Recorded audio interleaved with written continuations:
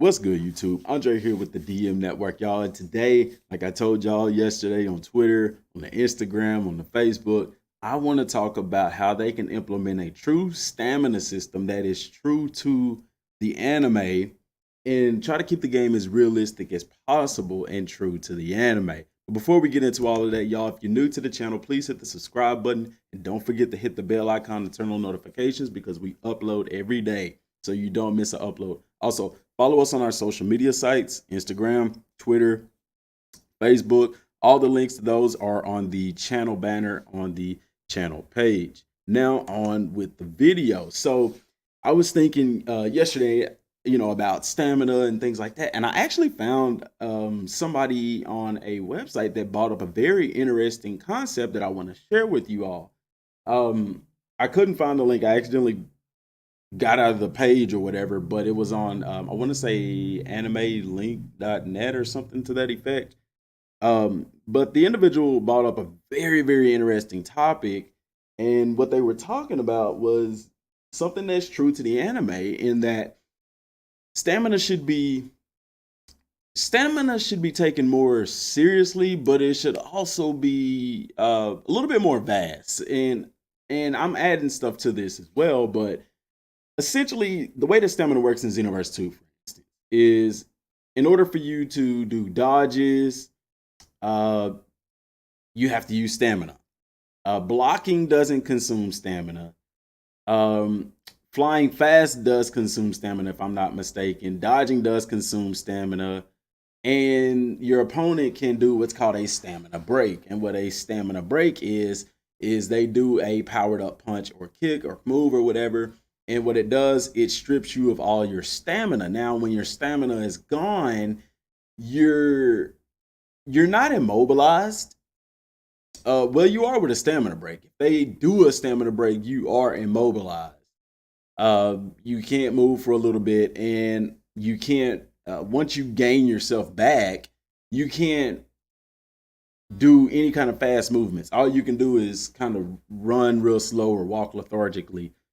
Um, but to go deeper than that, stamina is something that is prevalent. A lot of things became prevalent in Dragon Ball Super in the Tournament of Power. We realized how much fighting skill is more important than fighting power, and we also realized how big stamina plays a role in everything. For instance, stamina even affected Goku and Vegeta and the other characters. It affects them from being able to transform. If they don't have the stamina, like Goku pointed out against his fight with Kale and Caulifla, that he could go Super Saiyan 3, he couldn't maintain it because his stamina hasn't rebuilt yet.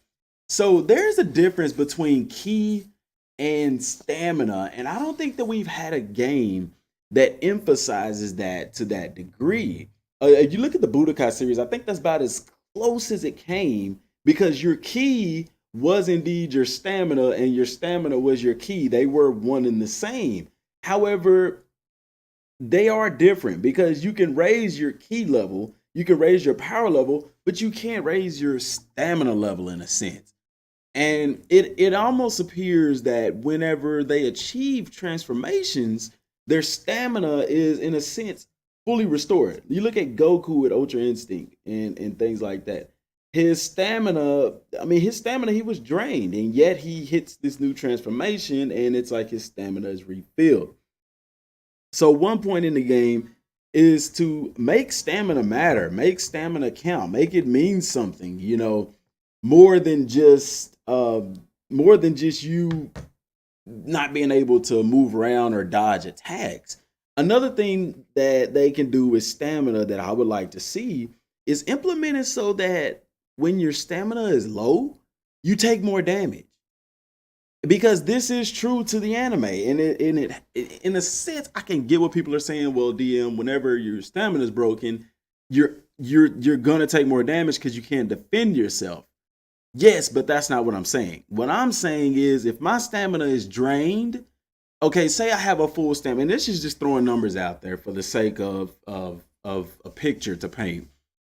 If my stamina is full, and let's say a punch takes off 100 of my health, 100 points of my health, or whatever, if my stamina is empty, that same punch should take off 150, or maybe more. You see what I'm saying? So when your stamina is low, because even in the anime, when their stamina is low, they take more damage. They're not able to they're not first of all, they're not able to charge their ki.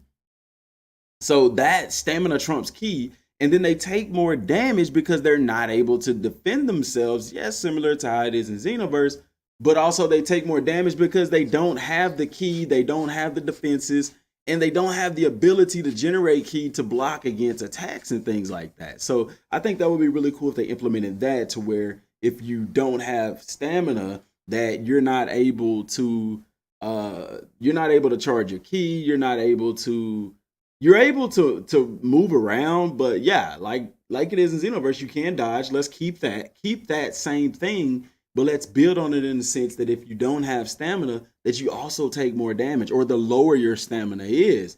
Now the question will be, how do you regain stamina?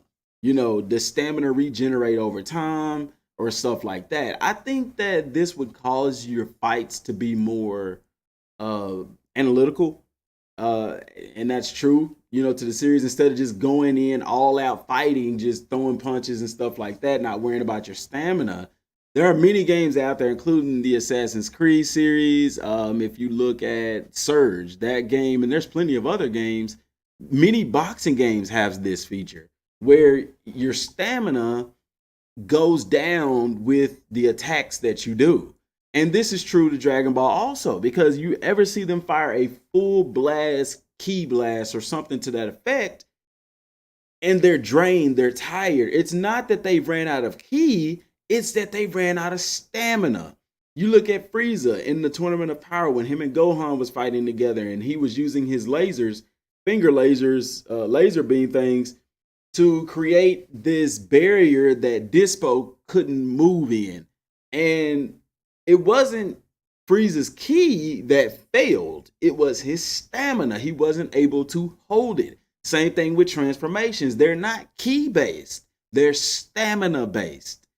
So this is something that is going to be very interesting if they can implement it into the game, and it's going to be very exciting to see, and it's going to revolutionize the way that we play the game. The reason I feel like this system would be very good and beneficial for the Dragon Ball game, Project Z, is because if it is a single player, open world, or whatever, RPG, it's an RPG, action RPG based game. And I think that it would be really cool if they implemented this, especially if it's a single player game, because then you don't have to worry about people, kind of rigging the system in a sense as far as stamina is concerned. But this is something that is not talked about a lot. Everybody talks about ki, but nobody talks about stamina and its effect on the fighters.